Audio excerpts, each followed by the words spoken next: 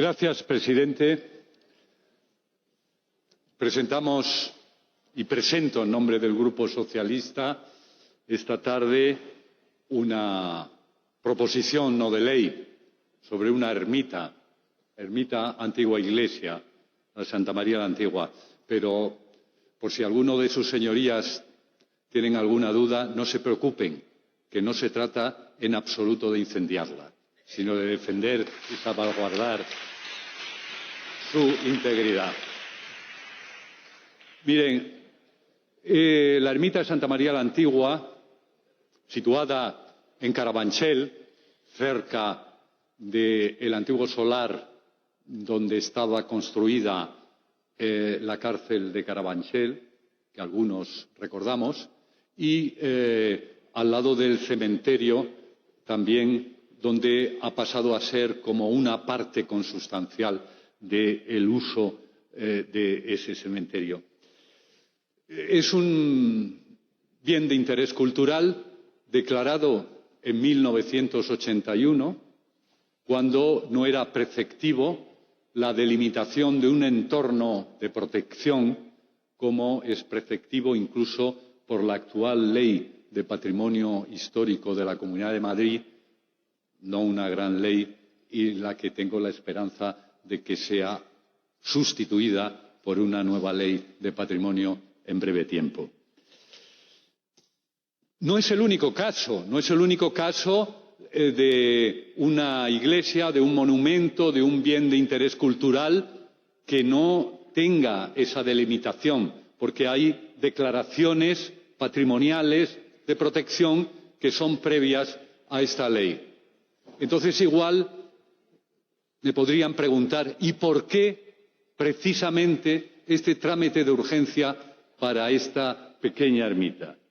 Pues miren, posiblemente es un ejemplo, y según algunos especialistas, el ejemplo más antiguo de lo que es la arquitectura mudéjar castellana.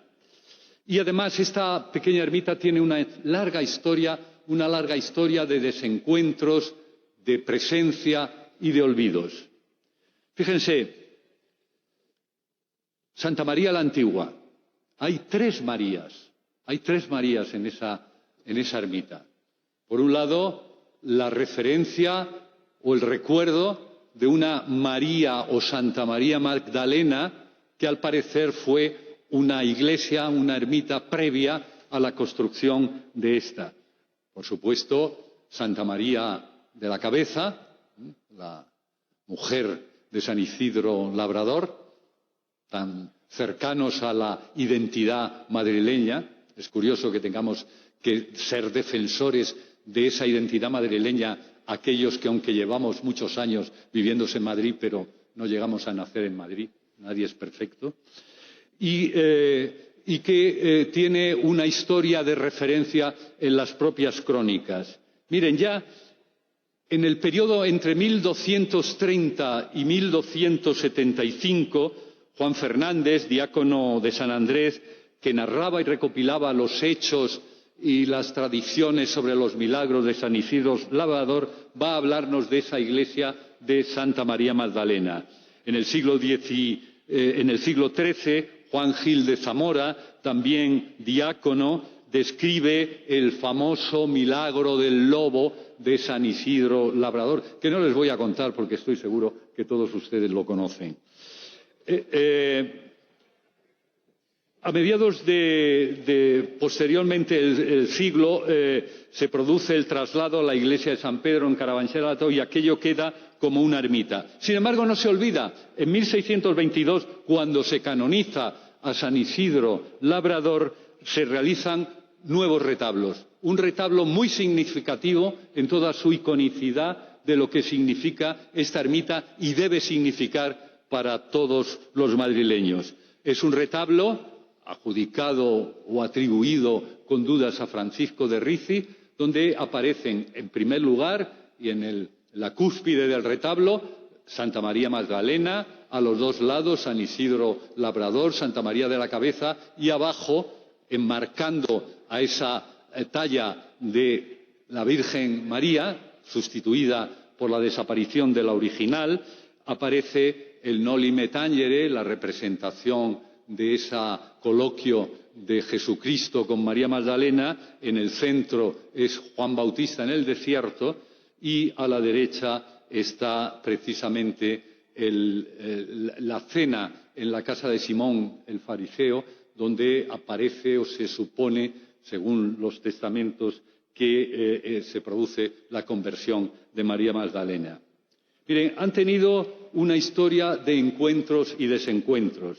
En 1999 en la prensa se reclama el hecho de que está abandonada, de que se están descubriendo restos de poblado romano en Carabanchel.